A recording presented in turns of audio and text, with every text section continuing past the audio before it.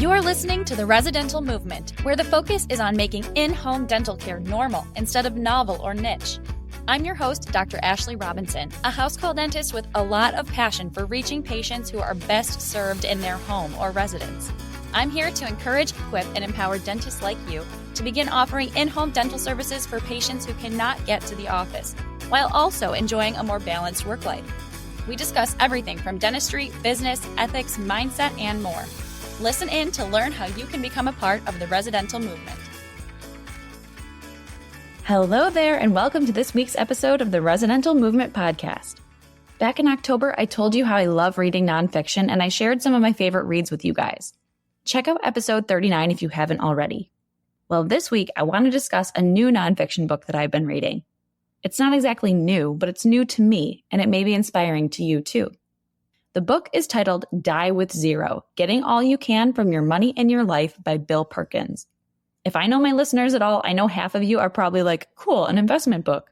And the other half of you are like, yikes, because you hate talking dollars and cents.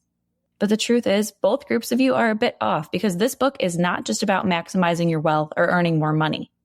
It's about maximizing fulfillment in your life and utilizing any capital that you have to have awesome experiences while you're alive. Perkins points out that most people die with their highest net worth.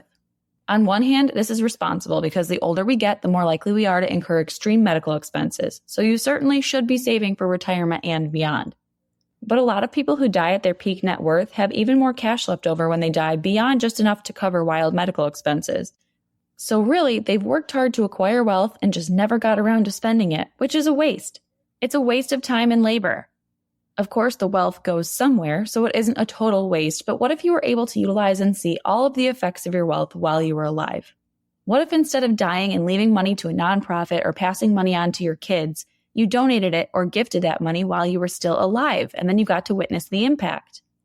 What if you were able to successfully die with zero?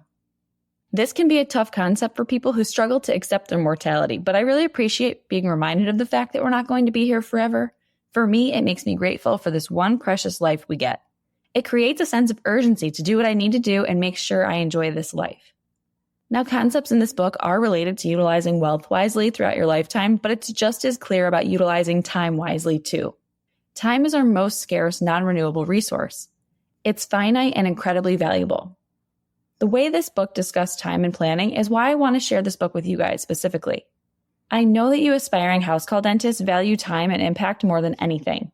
Well, there's a chapter in this book about sorting through time buckets in your life. The chapter explains that in order to maximize enjoyment from your experiences in life, you have to plan them out appropriately. For example, let's talk about an experience like hiking the Appalachian Trail. This is not something that I want to do personally, but if you want to hike the Appalachian Trail, you're going to need to decide when in your life you'd like to do it. So let's say you're a young doc practicing right now. You could plan to hike the trail when you're in your 30s and take a career pause for a few months. Or you could plan to hike the trail in your 70s once you retire and have all the time and money in the world. What seems like the better plan? If you're only trying to maximize wealth during your lifetime, you'd probably grind away in your 30s and invest more cash so you can have a more lavish 70s and you'd go hiking in retirement. But if you're thinking about maximizing enjoyment, you'd probably decide that hiking in your 30s when you're more fit and without injury is a better time to hike it, even if it does cost you some compound interest throughout your lifetime. This concept got me thinking about house-call dentistry. When is the perfect time to become a house-call dentist? Well, if you ask your patients, they're going to say time's of the essence. Patients who are homebound need you yesterday, so for them, the sooner the better. They could use your in-home services right away. But when is the perfect time for you? When could you get maximum enjoyment from pursuing a dental house-call career? See, I have this career now and I love it, but I was thinking about this from an aspiring house-call dentist perspective. I think physically, it's best to offer house calls when you're fit and able to do so. So dentists of any age can do this work, but if you have a terrible back injury or you struggle to lift equipment, that can make this field more challenging. To generalize, I could say the younger you are, the better, but I know plenty of physically fit older dentists who are totally able to do house calls too. So maybe for them, offering house calls after retirement could be a good option. Another consideration is income. The best time to be a house-call dentist would be before you take out a practice loan, or even better, just never take out a practice loan altogether, because if you own a dental house-call practice, you could easily avoid practice debt. But let's say you're a practice owner today with a lot of practice debt at the moment. In that case, you'll probably enjoy dental house calls once you've paid off that debt, because otherwise you may be preoccupied thinking about the opportunity cost when you're with patients offering house calls. So I said this before, but I mean it. I'm already a house call dentist. I'm in it, and I love it. When I was reading through this book and thinking about it from a prospective dental house call lens, I'm just speculating. So I want to know what you think. I want to encourage you to go ahead and read through Die with Zero. Email me and let me know what you think. When is the best time to pursue house call dentistry?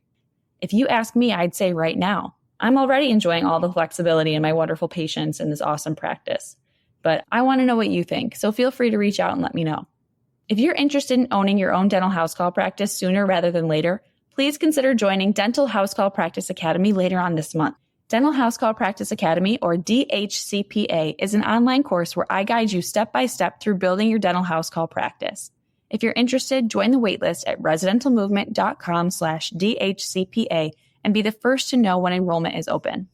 Thanks for tuning in today. I hope you get a chance to read through Die with Zero.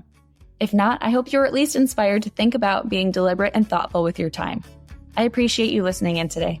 Have a good one. That's a wrap on this episode of The Residential Movement. If you like what you heard today, please leave a 5-star review and subscribe so you don't miss an episode. If you know someone who could benefit from this information, please share this with them. All of these actions help fuel the residential movement. Visit residentialmovement.com for show notes and for access to any links referenced in this episode. Thanks again for listening, Doc. Keep up the good work.